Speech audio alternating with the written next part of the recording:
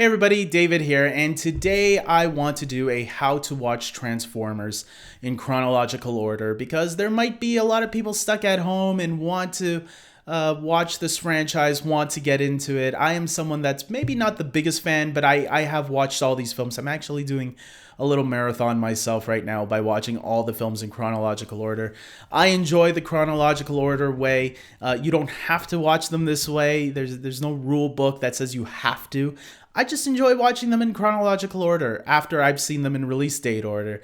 So if you're interested in just going straight into the chronological order, it's pretty simple. Maybe not too simple since they're not numbered, but let's get right into it. The first movie you want to start off with is Bumblebee. This is the only spin-off film, and it's the only one that takes place in the past, while the rest of them are practically release date order. This one is the last film that was released, but it's the first one to be viewed in chronological order because it takes place in the mid-80s.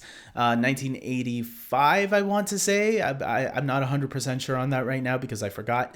But yes, Bumblebee, it stars Haley Steinfeld as this girl who befriends Bumblebee. It's kind of like Iron Giant, where it's a girl who befriends a robot who is kind of like a pet almost, and they form this bond together, which is really nice and cute. So definitely I think the strongest of the Transformers movies, but I will also say the original Transformers movie, which is next on this list, is the next one to be viewed in chronological order.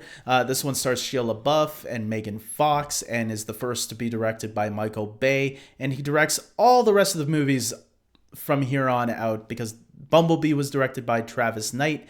It was the only Transformers movie to be directed by a director other than Michael Bay.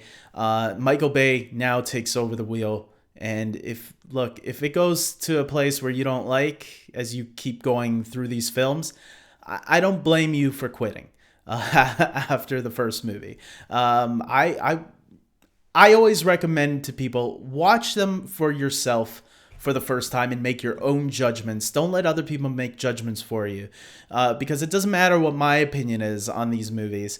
It is if you like my opinions, but it's not really that important. Your opinion is the one that is important, and that's why I'm giving you this way to watch it. If you really want to, if you want to watch them for the first time like this, go for it and tell me what you think. But I'm gonna guess after the first Transformers, some people might want to bail.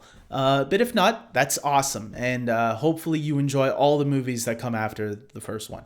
Next is Transformers Revenge of the Fallen. Shia LaBeouf and Megan Fox both return in this one. How do you tell these ones apart now? Because to me, they start feeling more or less the same going forward. I will say there's a battle at the end that takes place in not ancient, but it takes place in Egypt.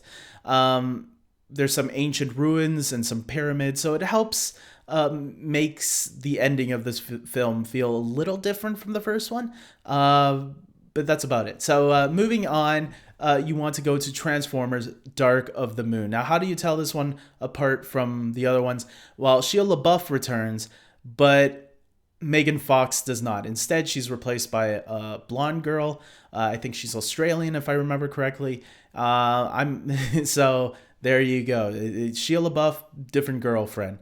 Then you want to move on to Transformers Age of Extinction. How do you tell this one apart? Well, it's the first one to star Mark Wahlberg. And if that doesn't help you, it's the first one that stars the Dinobots, the Transformers that turn into dinosaurs, which is freaking awesome. But I'm sorry to disappoint you. Lower your expectations if you're really excited for the Dinobots. I'm going to say that much. Lower your expectations. You'll thank me later. Finally, you want to go into the last film, Transformers The Last Knight. Yes, there is some sort of a King Arthur thing tie-in here if you want. Merlin actually shows up, spoiler alert. It's right in the beginning of the movie, so it's not really that big of a spoiler. And he doesn't really factor in after that. So, but another way to tell this movie apart is not only does Mark Wahlberg return, but Anthony Hopkins somehow managed to get in this movie. So if you love Anthony Hopkins, he's a great actor. I don't know how he found his way into a Michael Bay film, but okay. With that being said, I hope you guys enjoy this video. I hope you guys can like and please subscribe to my channel, especially if you love superhero movies or Marvel movies or DC movies or Disney, Pixar, whatever. I am a nerd and I love all this stuff. I like the Transformers franchise to a degree. I think some movies could have been a lot better than how they came out to be, specifically after the Bumblebee. And I think Bumblebee in the first Transformers movie is really good. And I think everything that comes out after, there are some cool stuff in there. Unfortunately, they're for me, they're weighed in with some negativity.